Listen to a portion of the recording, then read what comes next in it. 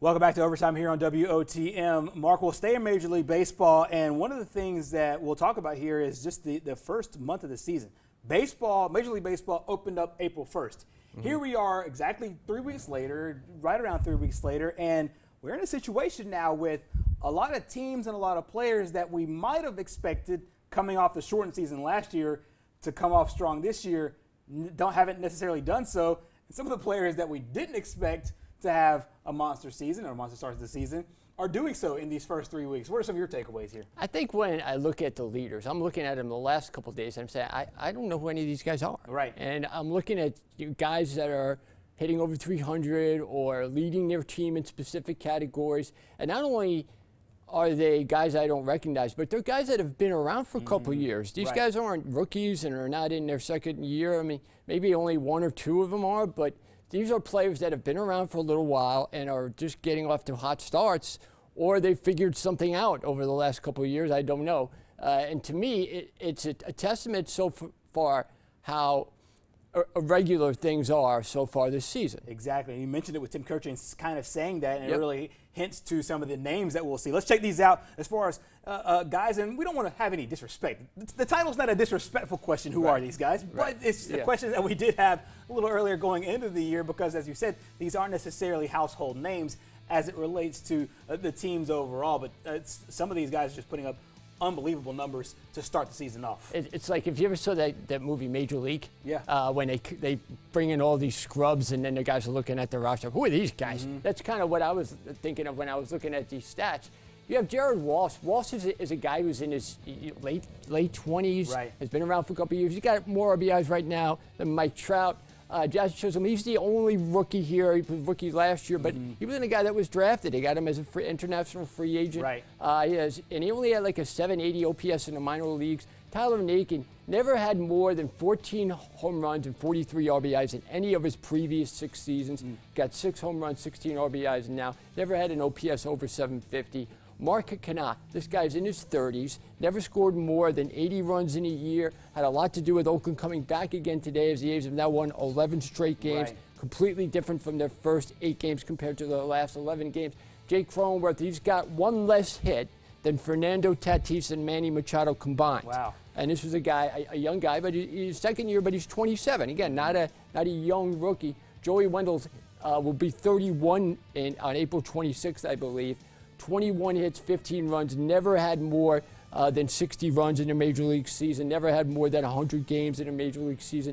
Mitch Haniger is a guy who's been around for 4 or 5 years, never hit over 270 in the Major Leagues. Cedric Mullins, a guy that, again, another guy from Baltimore, has been around a couple years, has never really done anything in his Major League career. And there's another guy, Byron Buxton, for the Twins, who's hitting over 430, leads the majors in OPS with 1.456, and he's a 243 career hitter, the number 2 overall pick in 2012. So things were expected of him, but this is his 7th Major League season, and he's really hitting well for Minnesota. So a lot of these guys you don't expect to putting up great numbers. Exactly, and one of the things I think that kind of highlights this is you have players that are on all different levels. You just mentioned one that's been almost a decade into the league. Then you have Jazz Chisholm, who is a rookie, and kind of you're getting it from both sides. And one of my favorite things about Jazz Chisholm is that hair, obviously. Flying around. The name, too. You got to love the name. Exactly, flying around those bases, and he's having, obviously, an unbelievable season. We also take a look at pitchers who are kind of in that same realm right now, and some of the guys that we thought were going to have good seasons. Guys like Jacob deGrom are having good years, but there are some other guys, kind of like on the offensive side, that you're finding with strong whips and a good record so far in the early going. Yeah, Matthew Boyd, this guy was 30 years old. He's been around for a number of years. Ariara is a rookie coming over from Japan, but again, 28 years old. There's a name on there, Steven Matz. He grew up about 5 miles from me in Stony Brook, New York. Okay, the deli I used to go to has a sandwich named after him. It's pretty good. The Mets gave up on him last year. This is a guy who's now 3-0 up there in Toronto, has a whip under 1. For what people don't know, the whip is walks and hits divided by innings pitched. So if it's under 1, it means you're allowing under 1 base runner an inning, which is excellent. Last year, there were only 9 players who finished the year. Now, again, last year wasn't normal which I think is pretty good to compare against. Last year, there were only 9 starters who finished with a WHIP under 1. So far this year, there's 27. Wow. Okay? Other than it, now, Burns is on the Brewers.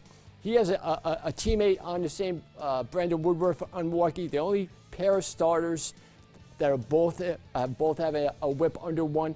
I saw Burns pitch last night. Now, when most people think of Corbin Burns, they're thinking of L.A. Law, or the guy who was on in Major League and played third base and wouldn't field a ground ball. This guy was flat out filthy last night. Padres had real trouble hitting him.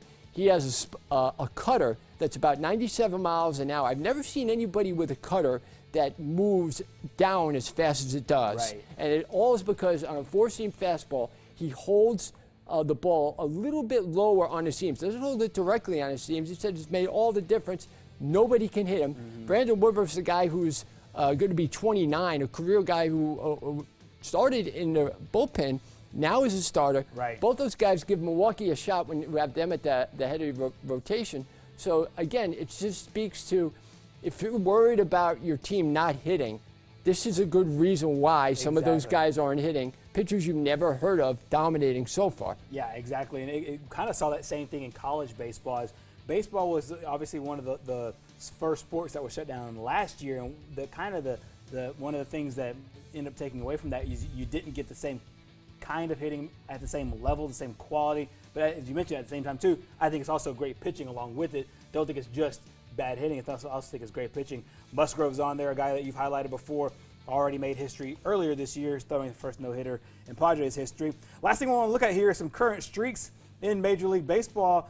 As of right now, one of the first things that that sticks out so far is the most plate appearances with no RBIs. Yeah, well, Clint Frazier's a guy who, if you watched the Braves game last night, came up in that situation and didn't come through.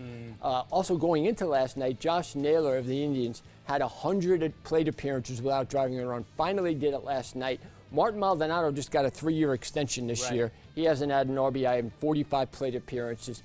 Jack Cave is a rookie, 59 plate appearances without driving in a run. So I thought that was very interesting when I saw that with Frazier, because Frazier's a guy the Yankees were depending on. Then a guy, Josh Naylor, was kind of nondescript, but just shows you that it's not that easy to drive in runs in specific situations, and even the best of them really have go through times where they struggle.